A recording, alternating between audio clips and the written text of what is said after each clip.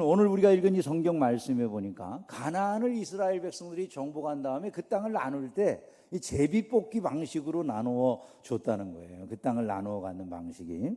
이 제비를 뽑아서 나누게 하신 이유가 뭘까? 그 안에 담긴 의미들이 무엇인가? 오늘 우리가 좀 그런 것들을 생각하면서 하나님이 우리에게 전해주시고자 하시는 하나님의 백성의 삶의 특징이 무엇이 돼야 될지 이런 것들을 좀 나누려고 합니다. 먼저 제비를 뽑아서 땅을 나눈다라고 하는 의미는 이런 것이 있을 것 같아요. 땅을 주시는 분이 하나님이시다라고 하는 거예요. 이스라엘 백성들이 그 땅을 정복하기 위해서 애를 많이 썼겠죠. 정복전쟁에 나아가서 애를 써서 그 땅을 정복했어요. 그런데 내 힘으로 나아가 열심히 싸워서 내 힘으로 정복해서 내 힘으로 얻은 내 땅이 아니라는 거예요. 제비를 뽑아서 나누어 준다는 것은, 만약에 이게 내 힘으로 내가 싸워서 내가 얻은 나의 땅이라고 한다면 당연히 내가 얻은 그 지역을 차지하면 되는 거잖아요. 그죠?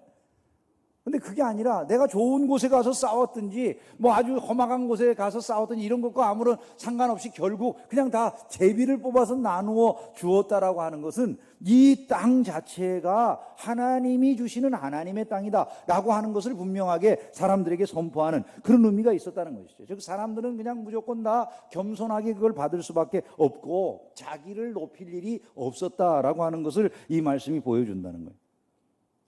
또한 이 땅을 제비를 뽑아서 나누어 주었다라고 하는 그것은요, 그 분배가 오직 주인의 자유로운 의사결정에 의해서만 이루어지는 분배다라고 하는 걸 보여주는 거예요. 제비를 뽑을 때 제비를 결정해 주는 분을 누구라고 우리는 믿습니까? 하나님이 제비의 결과를 다스리시고 결정해 주신다 이렇게 믿는 거죠. 그죠?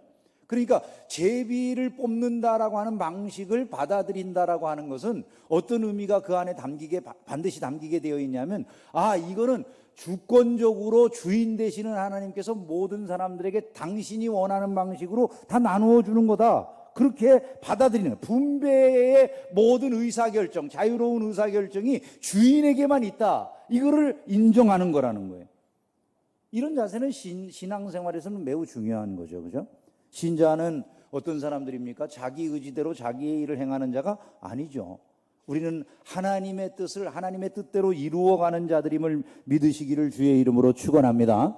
근데 이런 것이 오늘날 우리에게 아멘이 잘 되지 않고 기쁘지 않은 이유는 사실은 17세기 합리주의 운동 이후 때 그 합리주의 운동, 이성주의 운동 그 이후의 일인 거예요. 그 이전에는 사람들이 합리주의, 이성주의 운동이 일어나기 이전에는 하나님이 모든 걸 마음대로 주인이시니까 자기의 자유로운 의지대로 모든 걸 결정합니다. 그럼 사람들이 당연한 줄 알았어요. 왜냐하면 그 이전에는 주인이 있고 종이 있고 이게 매우 자연스럽게 받아들여졌거든요. 근데 여러분 아시다시피 이제 17세기 인문주의 운동이 일어나면서 그 인문주의 운동이라고 하는 것 자체가 인간성, 인간의 주인됨을 강조하는 거잖아요. 그죠?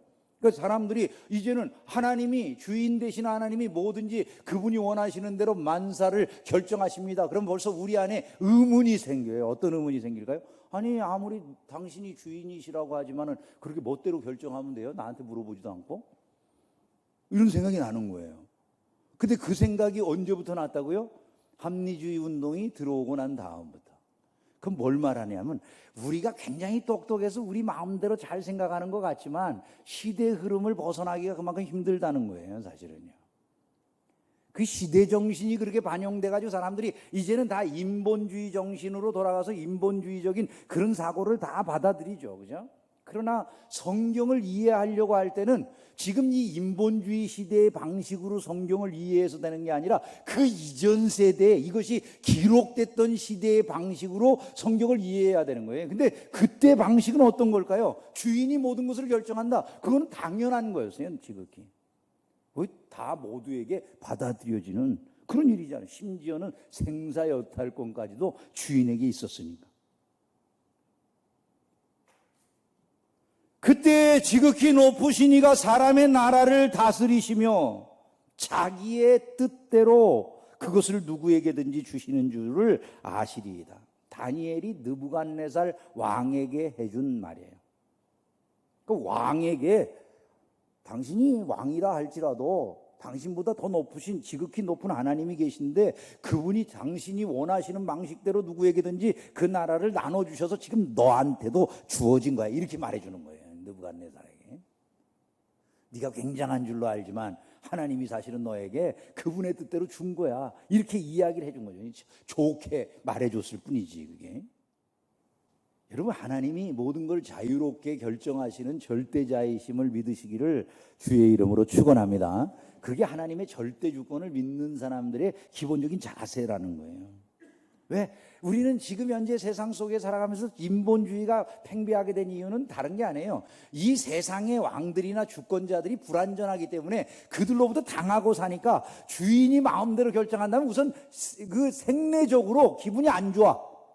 그리고 또 우리가 타락한 이후에는 다 인간이 교만해져 가지고 항상 하늘에 계신 하나님께 대적하려고 하는 이런 의식이 근본적으로 들어와 있어요. 그러다 보니까 그 생각 속에서 하나님도 마치 나를 향해서 무슨 나쁜 거라도 결정할 것 같은 이런 생각이 있으니까 그렇게 말하는 거예요. 그런데 여러분, 그게 아니에요. 하나님은 철저하게 좋으신 아버지이신 줄로 믿습니다.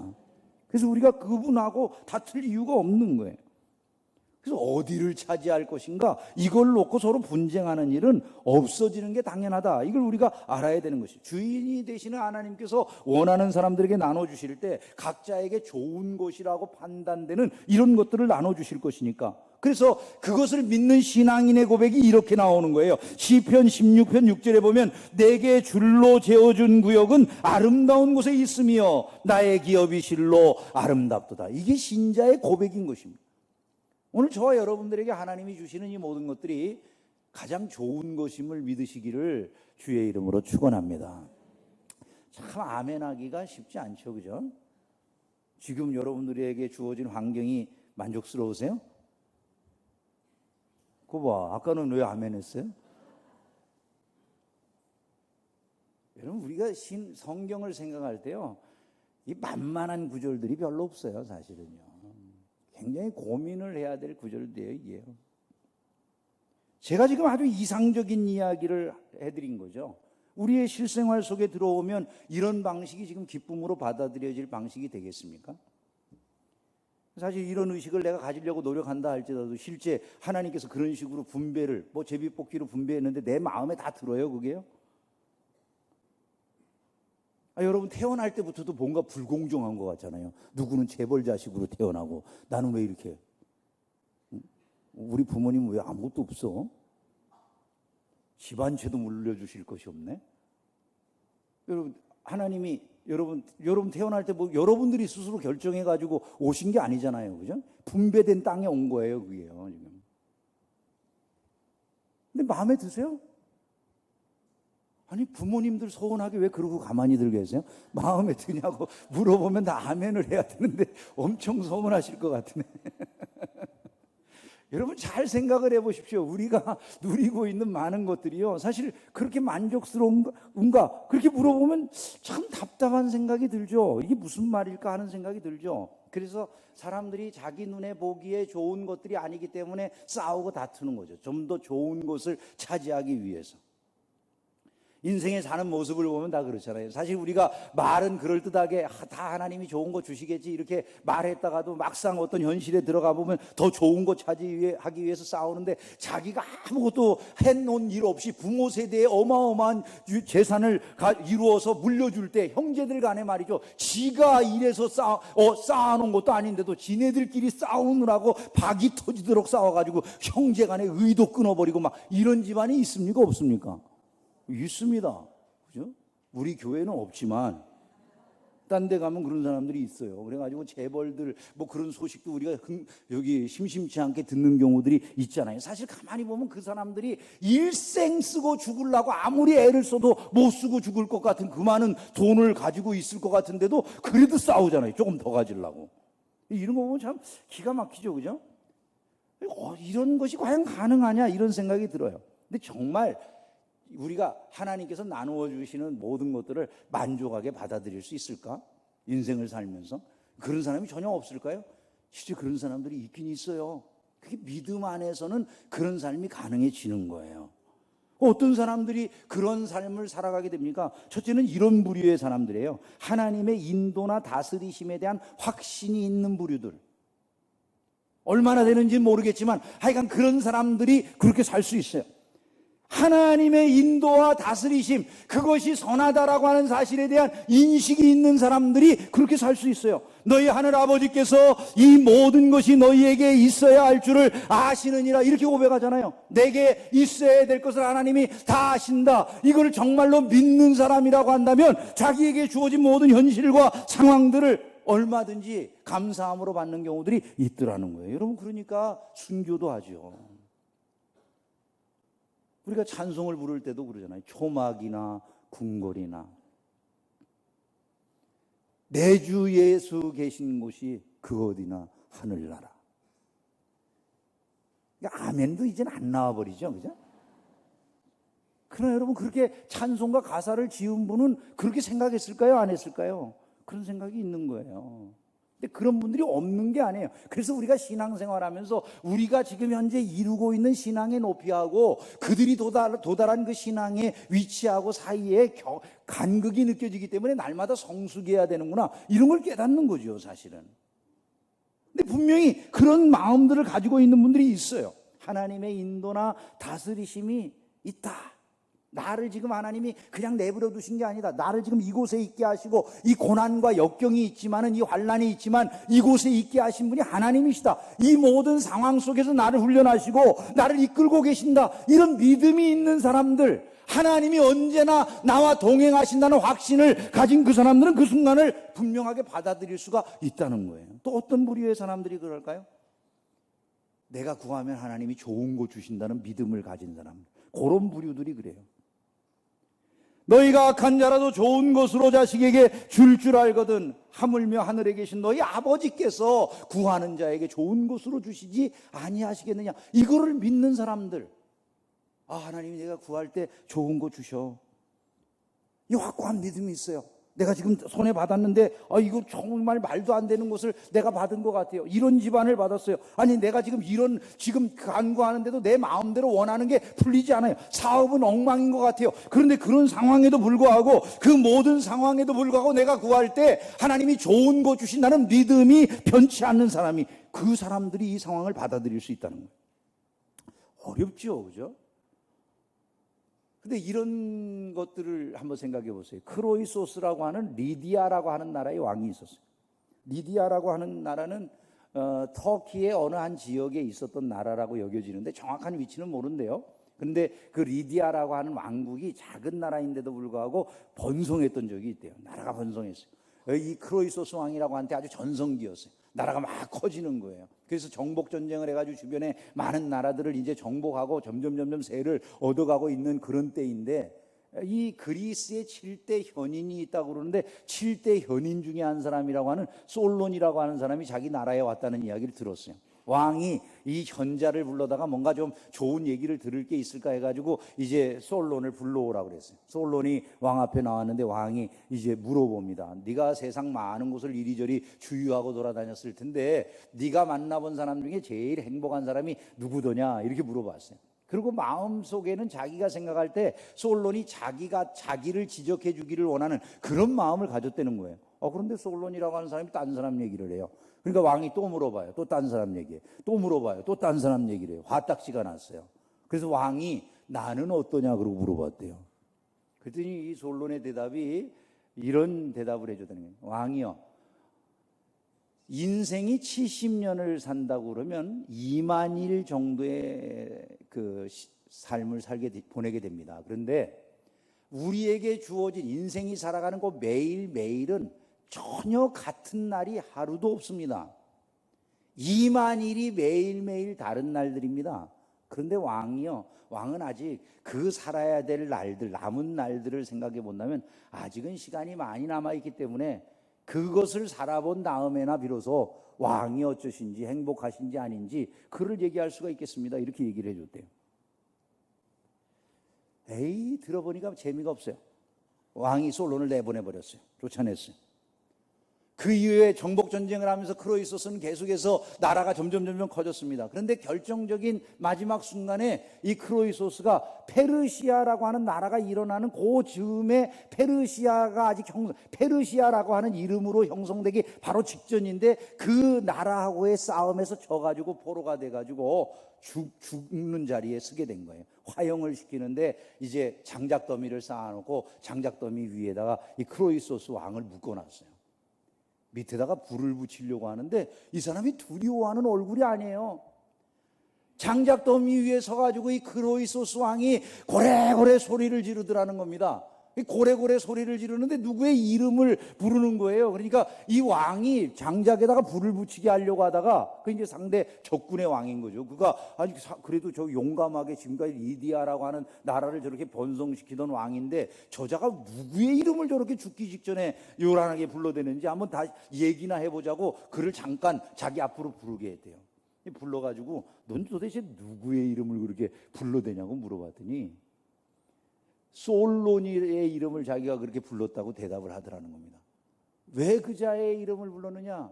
솔로니라고 하는 자가 나에게 그 이야기를 해줬을 때 그의 말이 하나도 내 귀에 들어오지 않더니 내가 부를 이루고 내가 잘 나가는 그 시절에 그의 말이 내게 아무것도 들리지 않더니 지금 이 자리에 서서 보니까 내 마음속에 생각나는 것이 그의 말밖에 없더라. 이렇게 말을 하더라는 거예요. 저는 이런 생각을 해봐요, 여러분. 신자에게 있어서 결국 마지막이 중요하다는 거 아니에요, 그죠? 여러분, 우리 신자의 마지막은 무엇입니까? 하나님의 나라의 영광이 우리의 마지막인 줄로 믿습니다. 만약에 이것이 우리의 결론이라고 한다면 그 마지막이 분명한 영광으로 귀착될 우리들에게 있어서는 매일매일이 결국 귀한 것을 주시고 좋은 것을 주실 하나님에 대한 기대감이 있어야 되는 거 아니에요, 그죠? 저는 그것만이 아니라 2만 일이 매일매일 새로운 기회라고 했을 때 우리가 지금 벌써 끝났습니까? 하나님 안에서 새로운 기회를 꿈꾸는 믿음의 사람들이 다 되기를 주의 이름으로 축원합니다. 그럴 때 우리는 정말 하나님은 좋은 것 주신다는 믿음을 계속 유지하면서 삶을 살아갈 수가 있는 거예요. 세 번째, 어떤 부류의 사람들이 그렇게 할 수 있는가? 자신보다 남이 잘 되는 것도 능히 용납할 수 있는 이런 성품을 가진 사람들이에요. 성숙한 사람들. 여호수아 같은 사람이. 여호수아는 자기가 이 땅을 정복한 다음에 분배를 받는데 맨 나중에 자기의 몫을 받아요. 여호수아 19장 49절 이하에 보니까 이스라엘 자손이 그들의 경계를 따라서 기업의 땅 나누기를 마치고 자기들 중에서 눈의 아들 여호수아에게 기업을 주었으니, 주석가들이 이 부분을 굉장히 중요하게 해석을 해요. 기업의 땅 나누기를 마친 다음에 자기네들 중에서 눈의 아들 여호수아에게 기업을 주었대요. 여러분, 이게 뭘 말합니까? 되게 정복할 때 정복의 대장은 자기가 제일 좋은 거 먼저 차지하고 나중에 그 나머지 나눠 가지라, 이렇게 하는 건데 여호수아는 그렇게 한 게 아니라는 거예요. 자기가 다른 사람들 다 나눠 가지고 난 다음에 맨 나중에 자기 거를 나누어 가졌다, 이런 말씀인 거죠.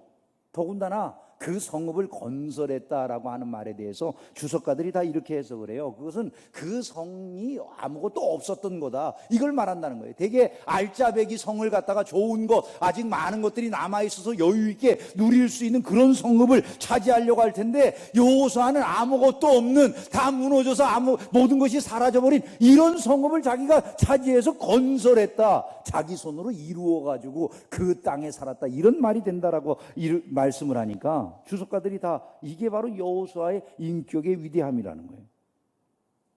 만약에 이런 분들만 있다면 그것이 제비뽑기 방식이든지 투표든지 뭐 문제가 되겠습니까, 여러분? 다른 사람들이 잘 되는 것에 대해서 전혀 마음속에 그걸 뭐 싫어하는 마음이 없어요. 이런 사람들만 있다면 문제가 되지 않는다는 것이죠. 결국 노블레스 오블리주라고 하는 삶을 이런 분들이 실천할 수 있습니다. 유다 자손도 마찬가지예요. 자기네들의 기업이 컸어요. 그러니까 그 기업을 시므온 지파하고 나누어요.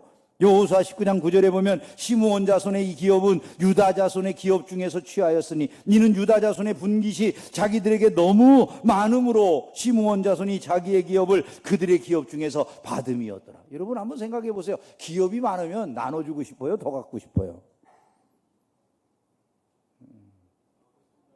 더 갖고 싶어요. 실제 얼마나 정직해 우리는. 여러분 잘 생각해 보세요. 이게 인간이에요. 그런데 지금 이분들이 그렇게 안 하잖아요. 자기 걸 나누잖아요. 이게 기가 막힌 거라고요. 그래서 마지막으로 더 나눌 수 있는 사람은요, 자기가 원래 아무것도 없음을 아는 사람들이에요. 우리는 애굽의 노예였어. 우리는 아무것도 없는 자들인데 주께서 우리를 인도하셔서 우리에게 이와 같이 큰 것들을 나누어 주시는 거야. 이 개념이 있는 사람들이 비로소 그 여유를 갖고 나눌 수 있는 마음들이 있게 된다. 이런 것을 우리가 알아야 된다는 것이죠. 자, 이 말씀이 우리를 향해 주는 교훈이 뭔지 말씀을 좀 정리하면서 말씀을 맺겠습니다. 첫째로 우리가 이 말씀을 통해서 이런 교훈을 오늘날 좀 가져야 되지 않을까 생각이 듭니다.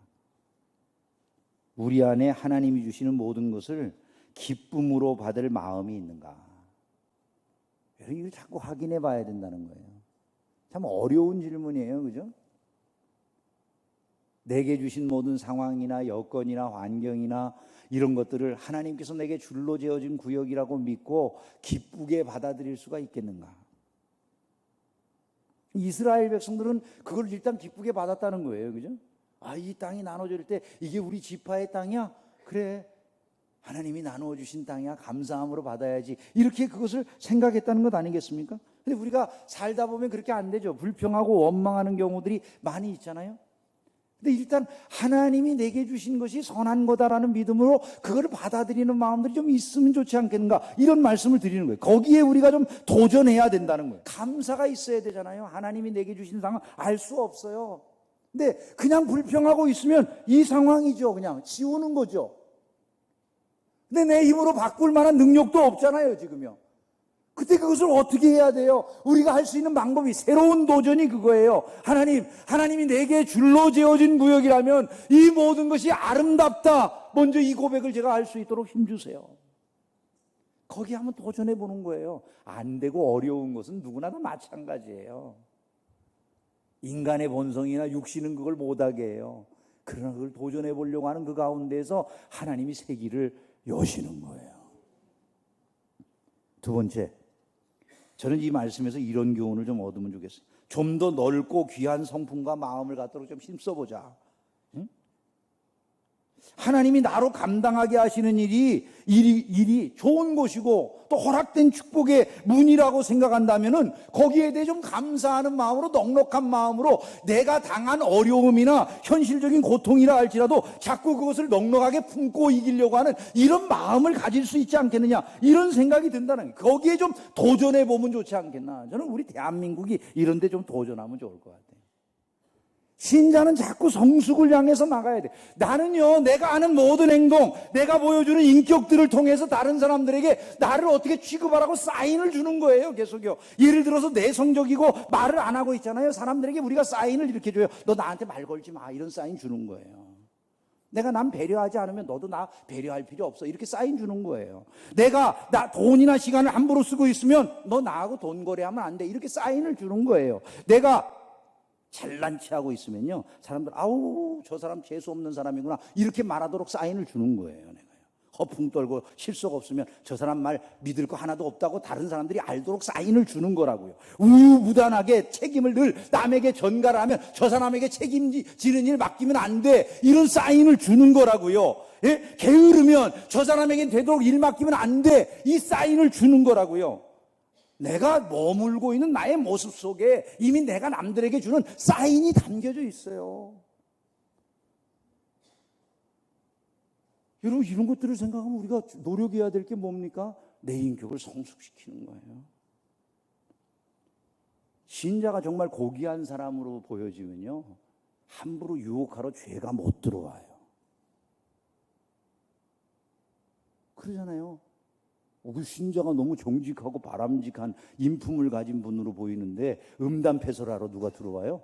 여러분, 목사라고 제가 신분 박힌 다음에 제 앞에서 음담패설하는 사람을 본 적이 없어요. 잘 생각을 해보세요, 여러분. 우리가 어떤 사인을 주느냐가요, 우리의 인격을 통해서 나타난다고요. 큰 사람이 이왕이면 되려고 애를 써야 돼요. 고귀한 신분의 사람이라는 것을 드러내기를 힘을 써야 돼요. 마지막으로 한 가지 더 말씀드립니다. 하나님이 주실 좋은 것을 늘 기대하는 마음으로 살아가야 된다는 거예요. 저는 그렇게 생각이 돼요. 내 눈에 지금 보여지지 않아요. 이게 좋게 보이지 않아요. 좋다는 생각이 안 들어요. 근데 하나님이 주셨다고 하니까 좋은 것을 주시는 분이 하나님은 이렇게 믿어요. 이스라엘 백성들이 가나안에 들어갈 때 가나안 자체는 좋은 땅이 아니었대잖아요. 우리가 그곳이 얼마나 척박한 땅이었는지 그걸 이야기 듣지 않습니까? 그런데 이스라엘 백성들이 그 땅이 하나님이 말씀하신 젖과 꿀이 흐르는 땅으로 믿고 들어갔다는 거예요. 그랬더니 그 땅이 정말로 젖과 꿀이 흐르는 땅이 됐대요. 저는 이게 중요하다고 생각을 해요. 참 흥미로운 분석이잖아요. 1700년대 영국의 신학자 가운데 리처드 세실이라고 하는 분이 한 말입니다. 믿음은 모든 악을 선으로 바꿉니다. 선한 것을 더 선한 것으로 만듭니다. 그러나 불신앙은 모든 선한 것을 악으로 바꿉니다. 악한 것을 더 악하게 만듭니다. 믿음은 폭풍으로 창이 흔들려도 웃게 합니다. 하지만 불신앙은 나뭇잎이 흔들려도 무서워 떨게 만듭니다. 믿음은 광야에서 상이 차려져 있는 풍요를 보게 합니다. 하지만 불신앙은 그 영혼을 굶겨 죽게 만듭니다. 성경은 말합니다. 하나님께서 지으신 모든 것이 선함에 감사함으로 받으면 버릴 것이 없나니. 오늘 이것을 우리의 마음속에 새기고 이 험난한 세상을 승리하며 살아가는 저와 여러분들이 되기를 주의 이름으로 축원합니다. 기도하겠습니다.